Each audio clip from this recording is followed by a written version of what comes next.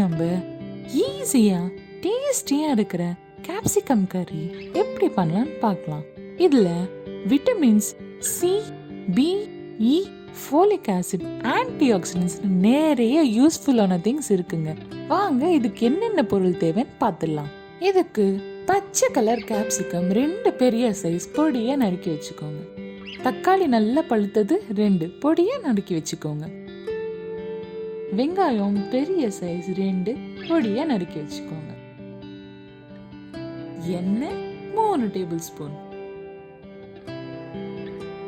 கடுகு 1 table spoon, கருவேப்பிள்ளை 1 கைப்பிடி அளவு, உப்பு உங்க டேஸ்டுக்கு ஏத்த மாதிரி போட்டுக்கோங்க. மஞ்சள் தூள் 1/2 டேபிள் ஸ்பூன், மிளகாய் தூள் 2 டேபிள் ஸ்பூன், தனியா தூள் 2 table spoon, garam masala 1 table spoon. வாங்க இது எப்படி செய்யலாம்னு பார்த்துடலாம். ஸ்டவ் மேல ஒரு கடாய் வச்சுக்கோங்க. அதுல நம்ம எடுத்து வச்ச எண்ணெய் 3 டேபிள் ஸ்பூன் போட்டுக்கோங்க. எண்ணெய் காஞ்ச பிறகு அதுல 1 டேபிள் ஸ்பூன் கடுகு போட்டுக்கோங்க. கடுகு போட்டு கடுகு பொரிஞ்ச பிறகு அதுல 1 கைப்பிடி அளவு கருவேப்பிலை போட்டுக்கோங்க. வெங்காயம் பொடியை கட் பண்ண அதுல போட்டுக்கோங்க. போட்டுட்டு நல்லா வதக்கி விடுங்க. நான் எப்பவுமே வெங்காயம் போடும்போது உப்பு போட்டுடுவேன், ஏன்னா வெங்காயம் சீக்கிரமா வதங்கிடும்.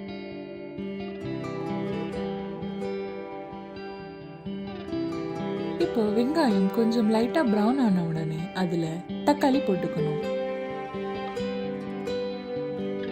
தக்காளி போட்டு நல்லா வதக்குங்க. இதுல 1/2 ஸ்பூன் மஞ்சள் தூள் போட்டுக்கணும்.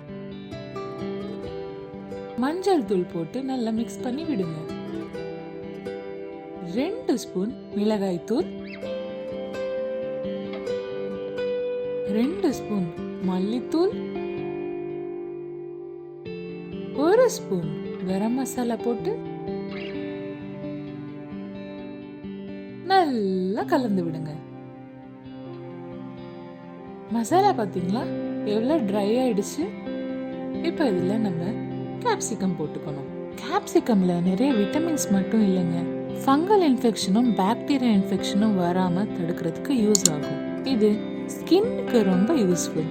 Diabetes patients, cholesterol patients, cancer பேஷண்ட்ஸ்னு நிறைய பேருக்கு நிறைய நல்லது பண்ணுதுங்க கேப்சிகம். இப்போ இந்த கேப்சிகம் போட்டு நல்லா மசாலா மிக்ஸ் பண்ணி விடுங்க. மசாலா மிக்ஸ் ஆன உடனே இதுல 1 கிளாஸ் தண்ணி ஊத்திக்கோங்க. 1 கிளாஸ் தண்ணி ஊத்தி நல்லா கலந்து விட்டுடுங்க.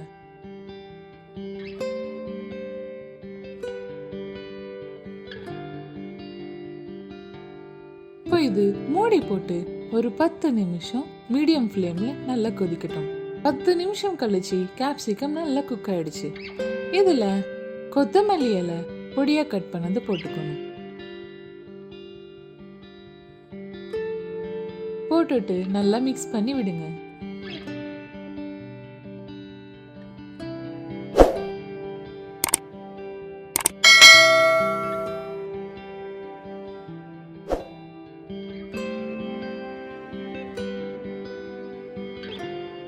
அவ்வளவுதாங்க, நம்ம கேப்சிகம் கறி சர்வ் பண்றதுக்கு ரெடியா இருக்கு.